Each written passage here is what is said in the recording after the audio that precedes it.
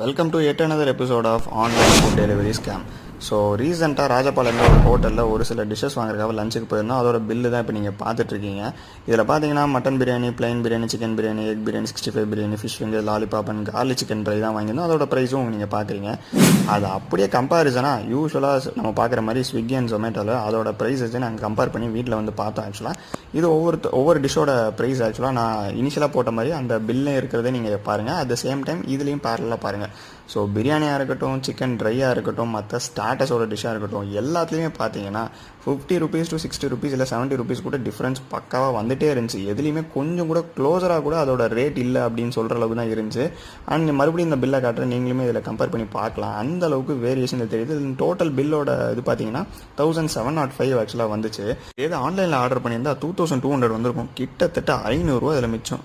என்ன தான் சொல்கிறதுன்னு தெரில. பாருங்கள். see you.